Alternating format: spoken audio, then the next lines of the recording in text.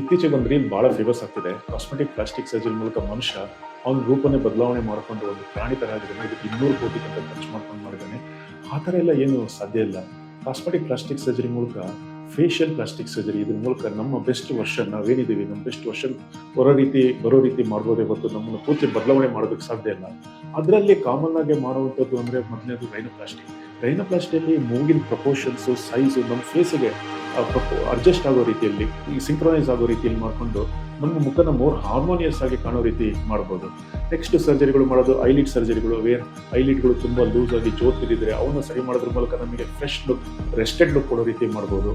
ನಂತರ ಈ ಜಾ ಸರ್ಜರಿಗಳು, ಚಿನ್ ಆಗ್ಮೆಂಟೇಷನ್ನು, ಚಿನ್ ರಿಡಕ್ಷನ್ನು ಅಥವಾ ಜಾ ಲೈನ್ ಡೆಫಿನಿಷನ್, ಈ ಥರ ಅಂದರೆ ಫೇಶಿಯಲ್ ಬ್ಯಾಲೆನ್ಸ್ ಪ್ರಪೋರ್ಷನ್ಸ್ ಚೆನ್ನಾಗಿ ಕಾಣೋ ರೀತಿ ಮಾಡುವಂಥ ಸರ್ಜರಿಗಳು. ಇದಲ್ಲದೆ face lift, neck lift both surgical non surgical ಬರ್ತವೆ. ಈ ಲೂಸ್ ಸ್ಕಿನ್ಸು, ರಿಂಕಲ್ಸು, ಈ ಯಂಗರ್ ವರ್ಷನ್ ಕಾಣೋ ರೀತಿ ಮಾಡೋದಕ್ಕೆ ಈ ಥರ ಸರ್ಜರಿ ಅವೈಲಬಲ್ ಇದೆ. ಫೈನಲಿ ಫಿಲ್ಲರ್ಸ್ ಮತ್ತು ಬೊಟಾಕ್ಸ್ ಕೂಡ ಅವೈಲಬಲ್ ಇದೆ. ಫಿಲ್ಲರ್ಸ್ ಮೂಲಕ ಈ ಫೇಶಿಯಲ್ ವಾಲ್ಯೂಮ್, ಟಿಶ್ಯೂ ವಾಲ್ಯೂಮ್ ಏನು ಲಾಸ್ ಆಗುತ್ತೆ ವಯಸ್ಸಿನ ಜೊತೆಗೆ ಅವನ್ನ ರಿಪ್ಲೇಸ್ ಮಾಡೋದು, ಜಾಸ್ತಿ ಯಂಗರ್ ವರ್ಷನ್ ಥರ ಕಾಣೋದಕ್ಕೆ ಮಾಡುವಂಥದ್ದು ಇವೆಲ್ಲವೂ ಸಾಧ್ಯ ಇದೆ. ಪ್ಲಾಸ್ಟಿಕ್ ಕಾಸ್ಮೆಟಿಕ್ ಸರ್ಜರಿ ಮೂಲಕ ನಮ್ಮ ಬೆಸ್ಟ್ ವರ್ಷನ್ನ ಕಾಣೋ ರೀತಿ ಮಾಡ್ಬೋದೇ ಹೊರತು ನಮ್ಮನ್ನು ಬೇರೆ ರೀತಿ ಮಾಡೋದಕ್ಕೆ ಸಾಧ್ಯ ಇಲ್ಲ. ನಮ್ಮ ಐಡೆಂಟಿಟಿ ಮೈಂಟೈನ್ ಮಾಡೋದು ವೆರಿ ಇಂಪಾರ್ಟೆಂಟು.